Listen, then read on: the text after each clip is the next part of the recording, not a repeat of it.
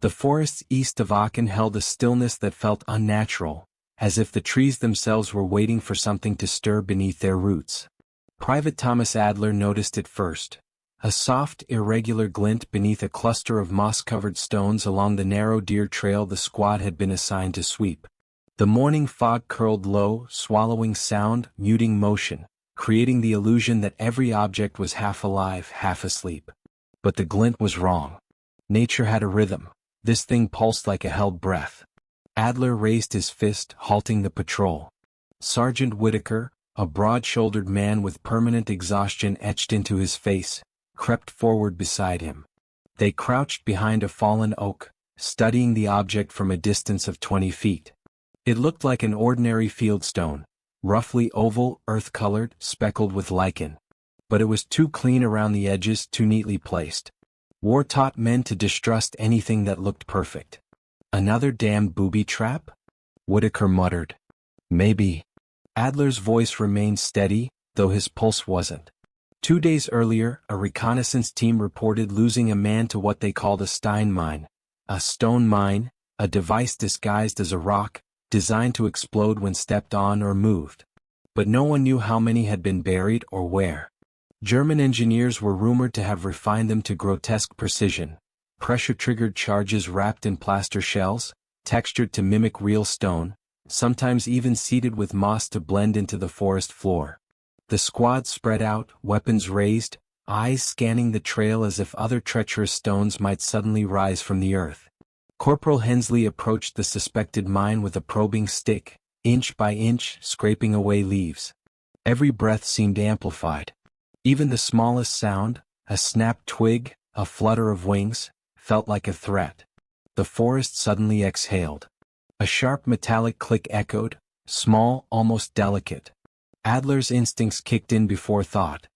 He shoved Hensley backward as the world erupted in a violent burst of sound, dirt, and fire. The blast lifted Adler off his feet, flinging him into a thicket. For a moment he heard nothing, only a ringing shriek inside his skull. When the dust settled, where the stone had been moments earlier remained only a shallow crater, blackened and smoking. Whitaker swore under his breath, staring at it with a grim expression. "They're getting smarter," he said. Adler wiped blood from his temple, shaken but alive. And for the first time he sensed something chilling. This wasn't simply a battlefield. It was a puzzle, one the Germans had rigged to kill any man who tried to solve it. The medic worked quickly, binding Hensley's arm while the others reformed the perimeter. Shrapnel had torn through the corporal's sleeve but spared the bone, an outcome lucky enough to be unsettling. The squad gathered beside the smoldering crater, shaken yet drawn together by a new and immediate understanding. The forest could betray them in silence, with something as harmless as a rock. Whitaker called for a temporary halt. He unrolled a worn map across a tree stump, marking their route with a grease pencil. "This isn't random," he said. "Look at the paths. These traps aren't scattered. They're shaping our movement." Adler studied the pattern. The Steinminen seemed to form a crescent, funneling patrols toward a ravine to the north. German troops could be waiting there, machine gun nests, snipers, or worse. Booby traps were rarely placed alone. They were messages. Private Morales, jittery, scanned the ground obsessively. "How the hell do you fight rocks?" he muttered. "You don't," Whitaker replied. "You fight the men who put them there." The squad advanced cautiously, staying off the trail. The air carried the faint smell of cordite from the earlier blast, mixing with the musty rot of fallen leaves. Every few meters they found signs of enemy presence. Twisted wire half buried under pine needles, the imprint of a boot heel, a cigarette stub snuffed out with precision. The Germans were close, closer than the Americans wanted to believe. As they crossed an embankment, Adler caught sight of something protruding from the soil. He knelt and brushed away dirt. This time it wasn't a stone. It was a small wooden box, charred at the edges, likely damaged by the blast. Carefully he pried it open. Inside lay a coiled mess of wires, batteries, and a small transmitter, primitive yet unmistakably designed for remote detonation. The squad exchanged looks. "Well, that explains the click," Morales whispered. Whitaker's jaw tightened. "They're not just using pressure. They're watching us. The possibility hung heavy in the air. If enemy spotters had eyes on their patrol, the forest itself was compromised. Every shadow could conceal a rifle barrel, every ridge a silent observer. A crow cawed overhead, the sound echoing sharply across the clearing. Adler felt his stomach twist. The noise seemed too abrupt, too conveniently timed. But nothing followed, no gunfire, no movement. Still, the sense of being watched clung to him like damp cloth. "We move fast and quiet," Whitaker said. "And keep your eyes open. The next trap won't be so polite." The men checked their weapons and resumed their cautious march, knowing one thing with certainty. The Germans weren't merely defending territory, they were orchestrating a hunt. By midday the fog had burned away, revealing the full density of the forest. Tall pines rose like pillars in a cathedral of green, casting long shadows. Sunlight filtered through the canopy in shards, illuminating clouds of drifting pollen. Beauty and danger mingled here, each masking the other. Adler felt it again, that tingling awareness crawling up the back of his neck. As if the forest were studying him in return. Near a cluster of wind-blown pines, Morales halted abruptly and pointed. "Movement. That way." The squad dropped low. After a tense silence, Adler spotted it too, a brief flicker between trunks. Not an animal. The movement was controlled, human. Someone was tracking them. Whitaker motioned for a flanking approach. Adler and Morales moved left, weaving silently between roots. The figure emerged more clearly, a German soldier in a camouflaged smock, holding a field radio. He wasn't armed for combat. He was watching. And guiding. The man knelt beside a small stone, not a natural one, Adler realized, but a decoy shaped nearly perfectly, with a thin wire trailing into the underbrush. Another mine. Another trap. The German lifted the radio to his lips. Adler didn't wait.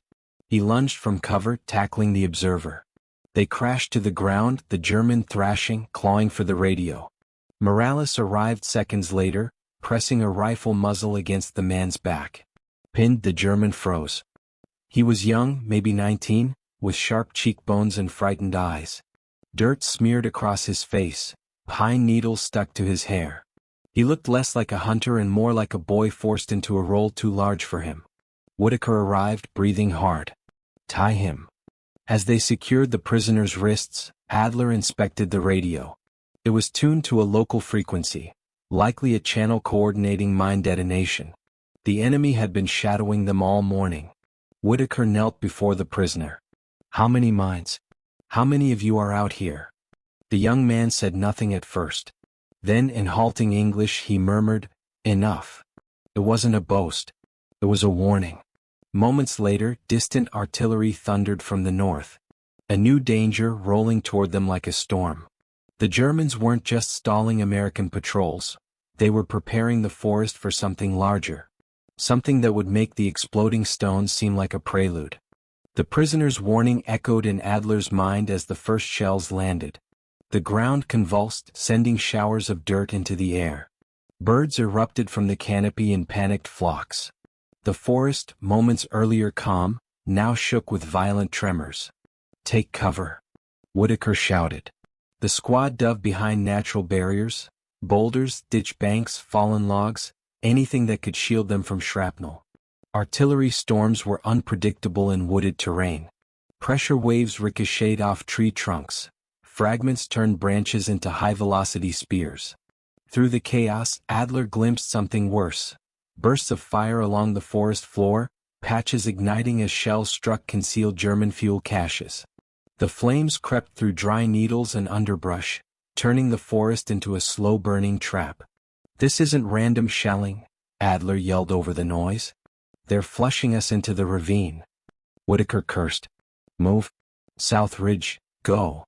Dragging the prisoner, the squad sprinted downhill, dodging collapsing trees and smoking craters. Every few steps the earth quivered beneath their boots. Adler's lungs burned, smoke clawed at his throat. The explosion of a fuel canister flung embers across their path, lighting the way with deadly sparks. They reached a narrow clearing where the artillery eased. For a moment, The only sounds were crackling flames and their own ragged breathing. Morales checked the ground ahead. No mines here. Too much fire.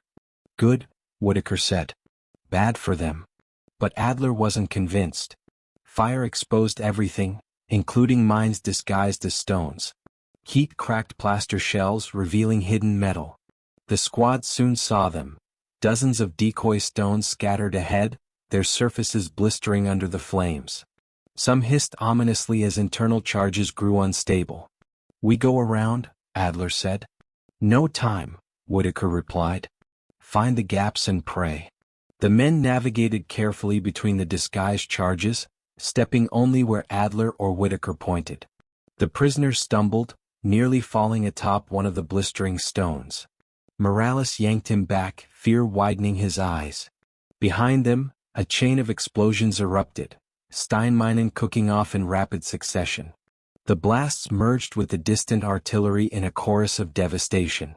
By the time they reached the far ridge, the forest behind them burned in a crescent shape, exactly the shape the mines had traced earlier on Whitaker's map. The Germans weren't merely trapping the Americans. They were resetting the battlefield itself, reshaping it with fire, stone, and fear. The ridge overlooked the ravine, a jagged scar carved into the earth. From above, Adler saw the truth of Whitaker's suspicions. German engineers had fortified the ravine with interlocking trenches, concealed firing positions, and an array of mines, stone decoys among them. The entire woods were meant to channel American patrols into this single killing ground. But something was off. The defenses were abandoned. No soldiers. No movement. Not even the rustle of gear. Tools lay scattered, crates half open, wires dangling. It looked as if the Germans had fled mid-preparation. Whitaker scanned the terrain. This isn't right. Why leave a perfect ambush? Adler moved deeper into the ravine, senses sharp. The prisoner, now quieter and more fearful than before, walked behind Morales. His earlier warning now seemed incomplete, like he had tried to say more but lacked the courage. At the far end of the ravine lay a boulder split in half by a previous shelling. Nestled in its shadow was a stone unlike the others. Too round. Too smooth. Adler recognized the design instantly, the same plaster texture, the faint metallic seam. Another Stein mine. He crouched inspecting it. But something puzzled him. The firing pin wasn't connected to a pressure plate. Instead, a wire ran from the mine into a wooden crate nearby. When he opened the crate, he discovered not explosives, but radio equipment far more advanced than the handheld transmitter taken from the prisoner. A larger network. A command node. This wasn't a mine meant to kill soldiers. It was meant to trigger something else. Whitaker. Adler called out. This one's different. It's central. The sergeant hurried over. What do you mean, central? Before Adler could answer, the prisoner spoke, his voice cracking. They were meant to stay, to guide the mines. But command ordered retreat. His eyes lowered. The last one detonates the rest. Adler froze. He looked around the ravine. There were dozens of mines, hundreds possibly, half-buried, disguised, interconnected through wires and radio relays. A network of explosive stones waiting for one signal. One stone to ignite them all. Whitaker reacted instantly. Cut the wire. Adler reached for it, but hesitated. The wire was taut. Too taut. Recently pulled. Someone else had activated it already. A distant click echoed across the ravine. Soft, familiar, final. Adler realized the truth a heartbeat too late. The Germans hadn't fled in panic. They had finished their trap and withdrawn to safety. The last decoy wasn't meant to fool them. It was meant to give them hope. The ravine erupted in a deafening roar as the entire field of stones ignited, fire, soil, and shattered earth rising in a wave that swallowed everything in its path.